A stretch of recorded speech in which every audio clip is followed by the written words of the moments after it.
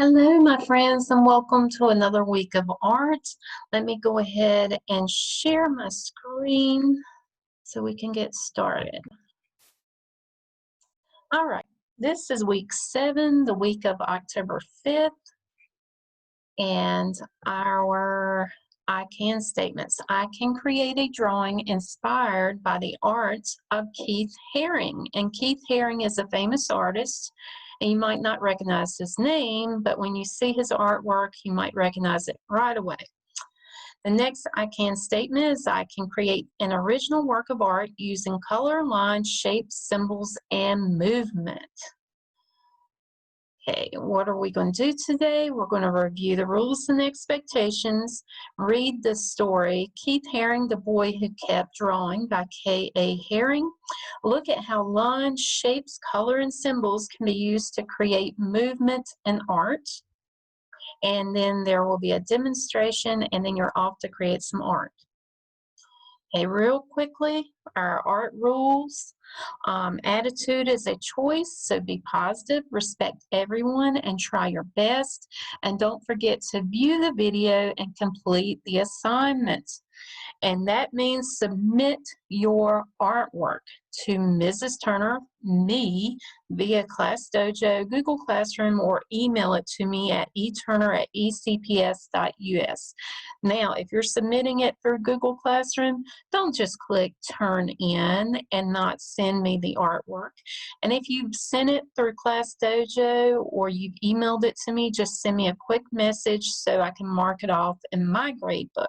Okay, offline learners, turn in your art to the school when you get your new flash drives. Okay, now, for this, I'm going to get it a little bit larger, if it'll cooperate. It's very slow today. Loading, loading, loading. Technology is great. Let me see. Well, for now, I'll have to show it like this.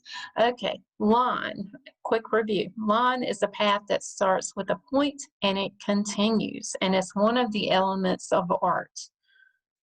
And the elements of art make up the ingredients that go into art. Okay, shape. Shape is the outline of an object, and it's also an element of art.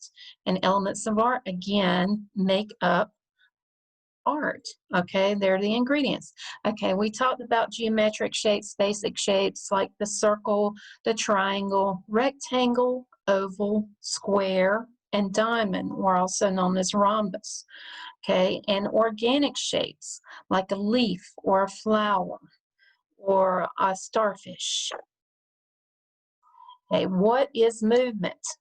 Well, it is one of the principles of design, and principles of design works together with the ingredients and elements of art. And movement is the path that your eye takes through the art, and it can be repeating shapes, colors, and lines that can create movement. How does line create movement in art? Well, first of all, we've got different types of line, and we talked about that earlier, you know, like a straight line, a curvy line, a zigzag line, the roller coaster, curly whirlies, okay? But you can have a very thick line, which is a fat line, or a very thin line. And these are horizontal lines, okay? Horizontal is going to go across, and a vertical line is going to go up and down. And a diagonal line, if you aren't familiar with that, is going to go from one corner to the other corner, okay? Let me see if I can get this up so we can see it. Please, there we go. All right, line. In this, you can see black and white is what they used. They didn't use color. They used a black marker, and they repeated a line and changed it ever so slightly with a curved line, okay? And they would repeat it over and over again and change it slightly. And it almost gave it like the sense of movement where it's like a wave, like it's up and down. This middle one uses color and shape as a change. So they started with, if you were standing still and you were getting ready to dig a hole, like this person is, but you want to represent it in one painting or one drawing, you would show that person once, and then as they move, change it a little bit, and then another. And even look at the shape of the shovel at the top. We can see the entire shovel there.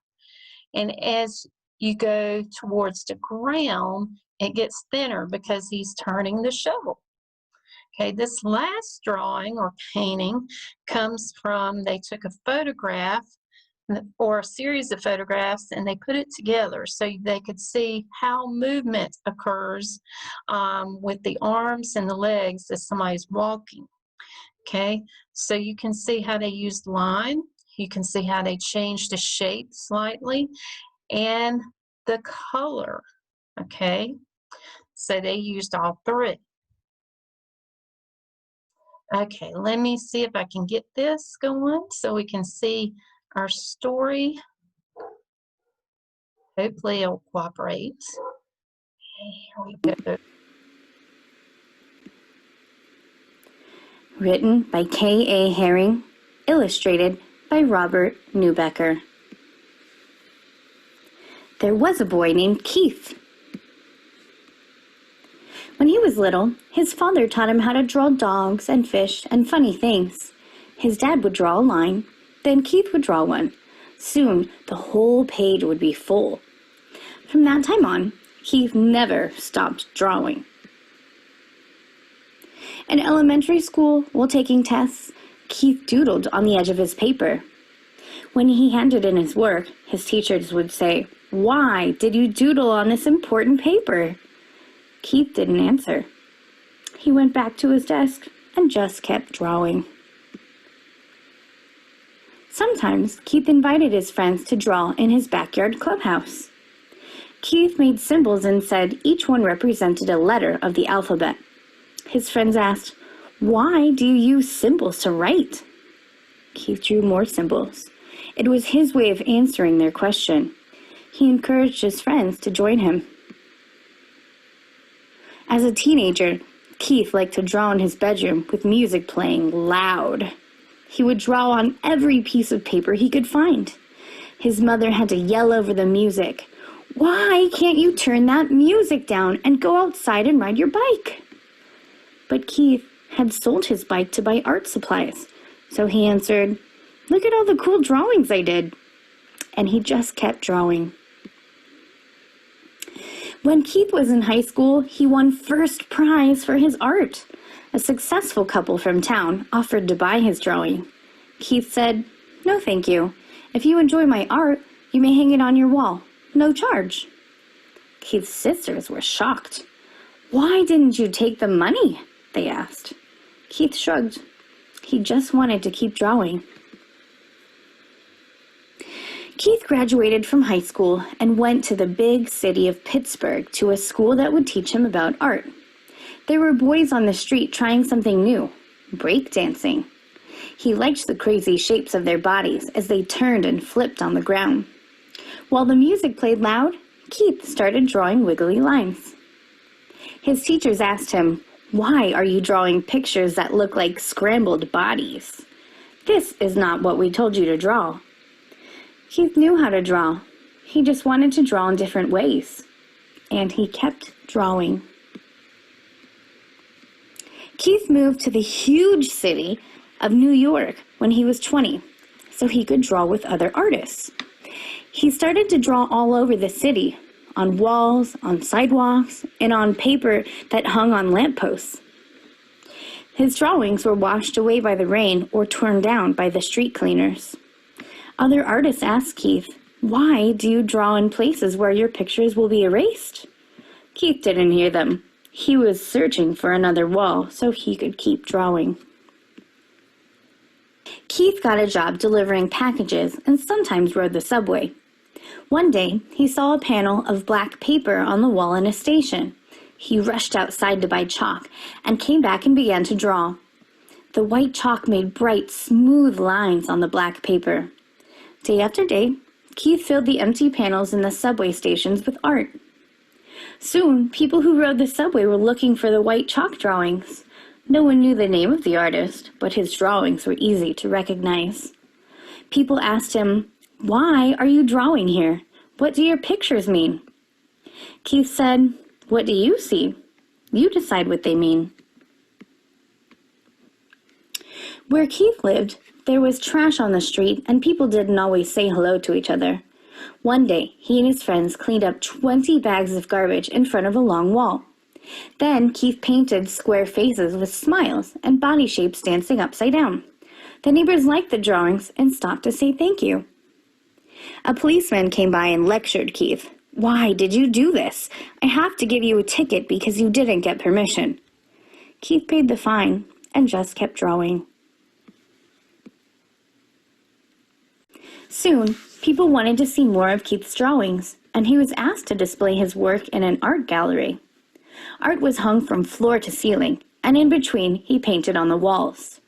Keith invited everyone to come and enjoy his work. All of Keith's artwork sold. The gallery owner asked him, "What are you going to do with all this money?" Keith said, "I read in the newspaper that there are kids who don't have enough to eat. I didn't have this money yesterday and I was happy. If I don't have it tomorrow, I'll still be happy.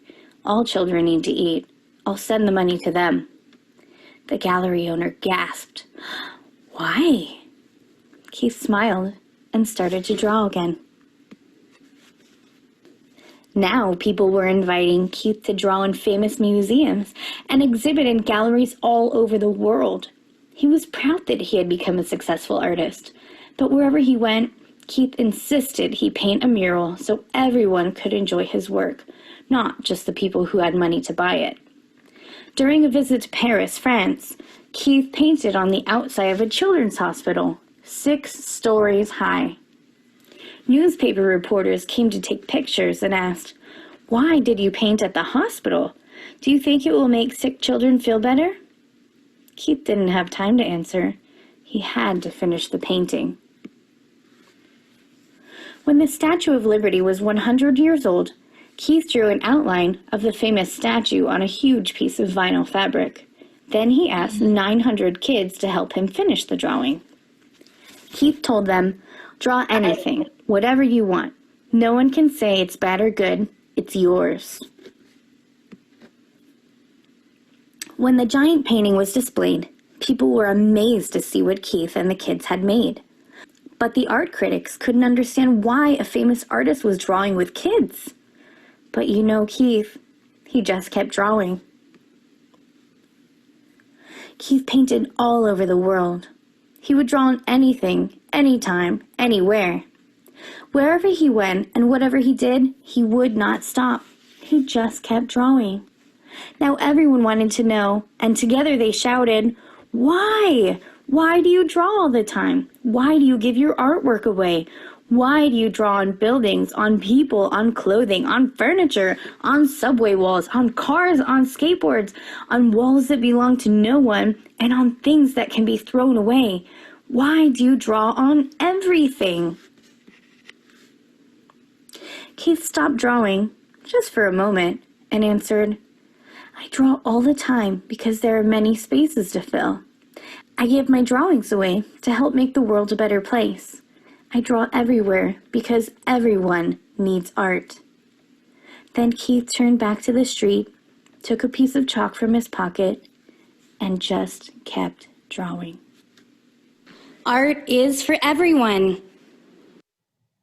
Okay, now here are some examples of Keith Haring's work.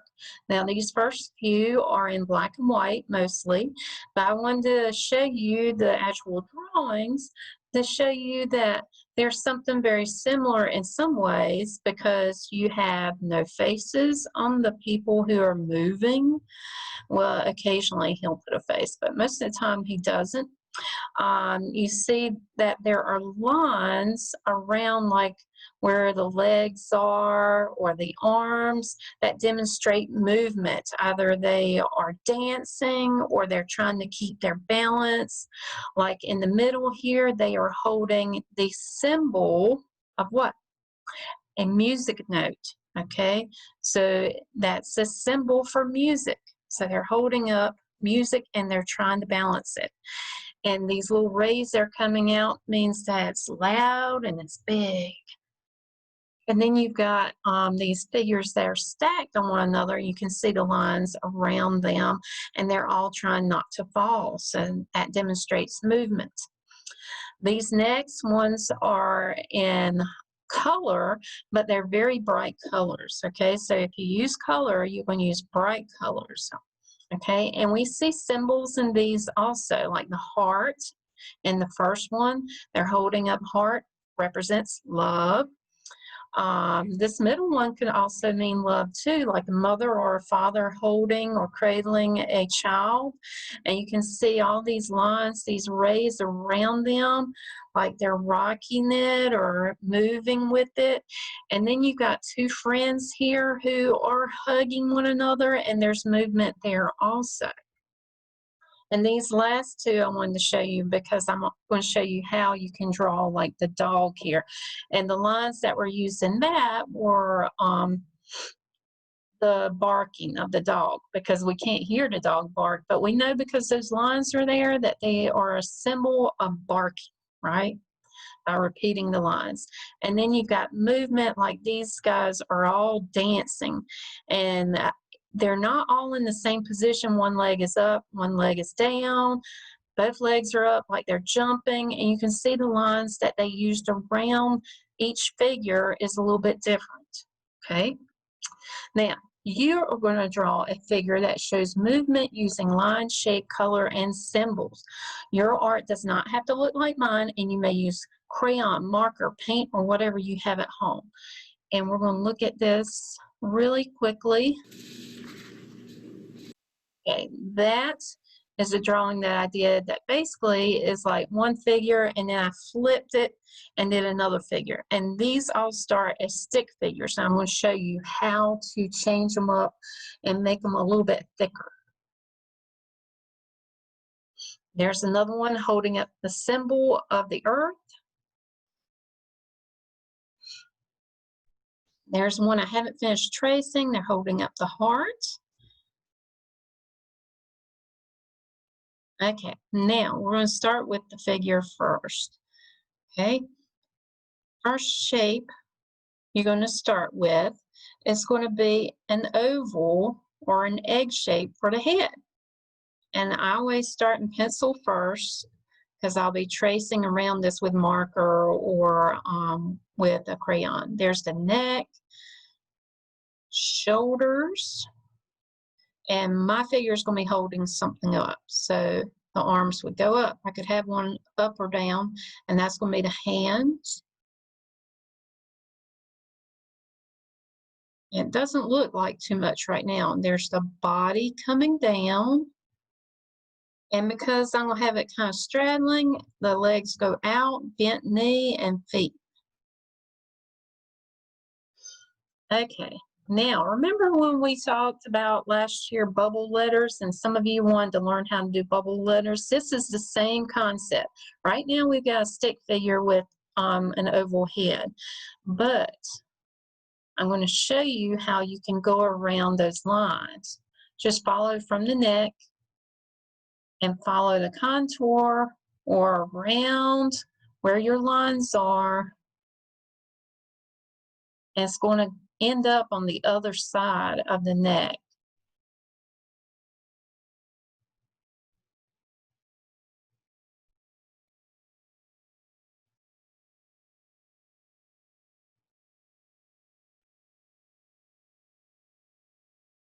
And see there?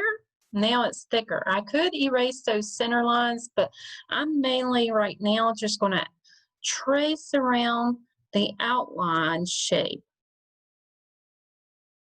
So just the outer line. What I think I'm going to do is kind of speed this up a little bit.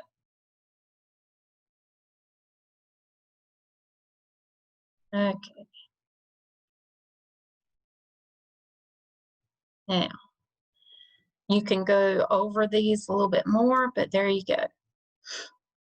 Now the lines around it represent the movement.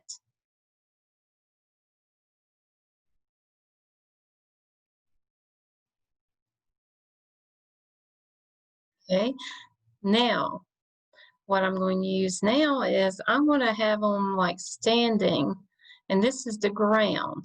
That's the horizon line there. And he's holding something. I could have him hold almost anything. I'm going to see if you can guess what it is.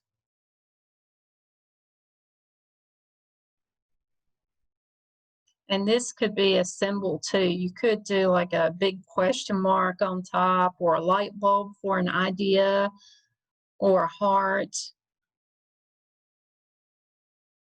Oh, got a face. And it's the sun. So it's pretty hot. Now, I haven't added any color to it, but I could do that. And maybe he's even at the beach because he's trying to stay cool.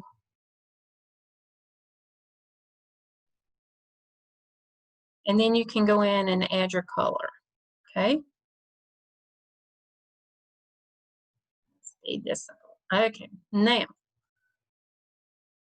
I want to show you how to do the dog, which could also end up being a cat or some weird animal. It doesn't have to be necessarily an animal you recognize, but I'm going to do it in marker just for the sake of time.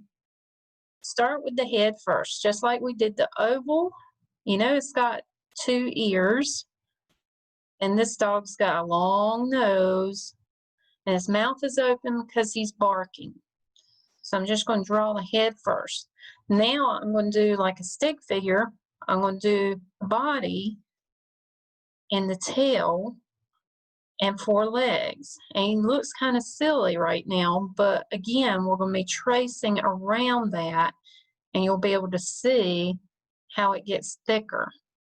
Okay, so I start from the top and I go around my shape.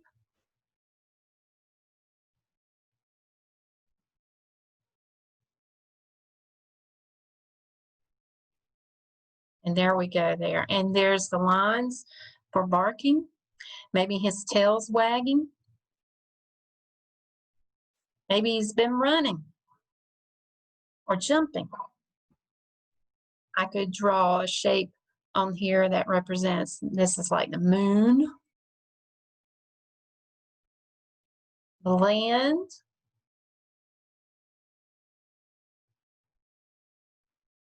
so there you go. So those are 2 examples. Now I want you to create a drawing of a figure that shows movement, or it could be more than one figure. You could have like a bunch of them on there. Make sure that you include line, color, shape, symbols, and movement. Online learners, you must take a picture and post to class, to Google Classroom or ClassDojo, or email it to me, okay? Offline learners must turn in their finished artwork when they return to school to pick up another flash drive. And if you have any questions, you can email me, or there's a number you can call and leave a message, and I'll get back to you, okay? So you're going to create an original work of art using supplies from home. And I'm really looking forward to seeing these. These should be pretty easy and fun, and hopefully colorful too, okay? Oh, get that out of the way. Okay, so I can't wait to see your artwork. Have a great week. I love you, I miss you, and can't wait to see you again. Bye for now.